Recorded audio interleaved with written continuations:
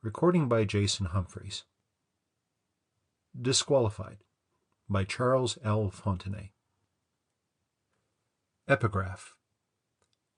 If Saranta wished to qualify as one who loved his fellow man, he should have known that often the most secret of things are the most obvious.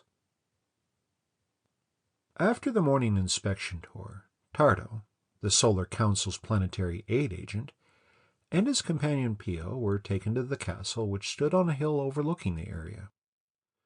Tardo and Pio were entertained royally at luncheon by Saranta, their host, who appeared to be the wealthy overlord of this portion of the planet. The meal was delicious.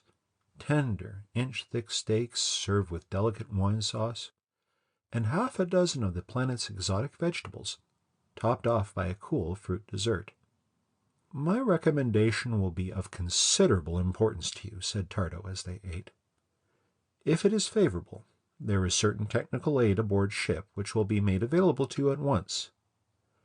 Of course, you will not receive advanced equipment from the Solar Council until there is a more thorough investigation."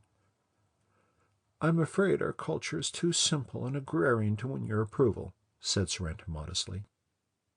"That isn't a major consideration. The Council understands the difficulties that have faced colonies in other star systems. There are certain fundamental requirements, of course.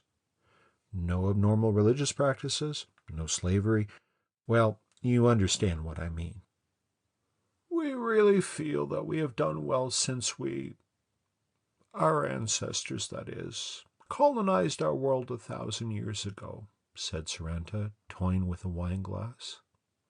A smiling servant filled the glasses of Tardo and Pio. "You see, there was no fuel for the ship to explore other planets in the system, and the ship just rusted away. Since we are some distance from the solar system, yours is the first ship that has landed here since colonization." "You seem to have been lucky, though," said Pio. He was navigator of the Council ship and had asked to accompany Tardo on the brief inspection trip. "You could have landed on a barren planet." "Well, no, the colonizers knew it was livable from the first exploration expedition," said Saranta. "There were difficulties, of course. Luxuriant vegetation, but no animal life, so we had no animals to domesticate. Pulling a plow is hard work for a man." "But you were able to solve the situation in a humanitarian way?" asked Tardo, peering at him keenly. "That is to say, you didn't resort to slavery?" Saranta smiled and spread his hands slightly. "Does this look like a slave society to you?" he countered. "The colonists were anxious to cooperate to make the planet livable. No one objected to work." "It's true we've seen no slaves, that we know about," said Tardo. "But 2 days is a short time for inspection. I must draw most of my conclusions from the attitudes of you and the others who are our hosts. How about the servants here?" "They are paid," answered Saranta, and added ruefully, "There are those of us who think they are paid too well. They have a union, you know." Tardo laughed. "A carryover from Earth, no doubt," he commented. "An unusual one, too, for a culture without technology." When the meal was over, the two men from the ship were conducted on a tour of the area.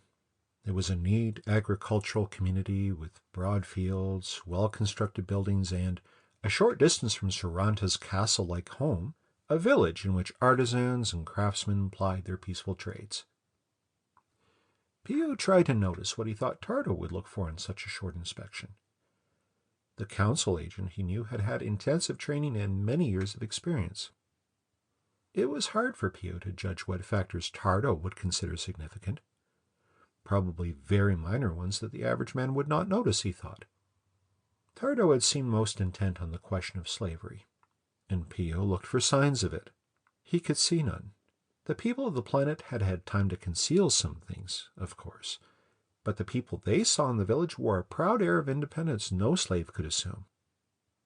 Saranta apologized for their having to walk, explaining that there was no other means of transportation on the planet. "And without transportation, you can understand why we have not been able to develop a technology," he added.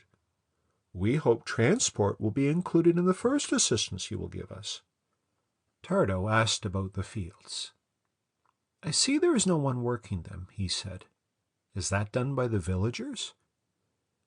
"Our labor supply is transient," answered Sorrento after a moment's hesitation. "The laborers who will work our fields, for a wage, of course, are probably in the next town or the one beyond it now." Alpha Persei was sinking in the western sky when Tardo and Pio took their leave of Sorrento and made their way down the road toward their planetary landing craft. "It looks like a good world to me," said Pio. "If tomorrow's inspection is as satisfactory, I suppose you will recommend the beginning of technical aid?" "There will be no inspection tour tomorrow, and I shall recommend against aid at this time," replied Tardo. "I've seen enough." "Why?" asked Pio, surprised. "There are 2 classes of people on this planet, and we've seen only one," said Tardo. "Those we have seen are freemen. The others are no better than animals. We give no aid that helps men tighten their hold over their fellows." "If you haven't seen them, how do you know there is another class?" demanded Pio. "There is no evidence of any such situation." "The evidence is well hidden.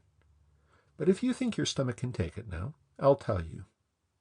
If you remember your history, colonizing ships 1,000 years ago had no space to carry animals along.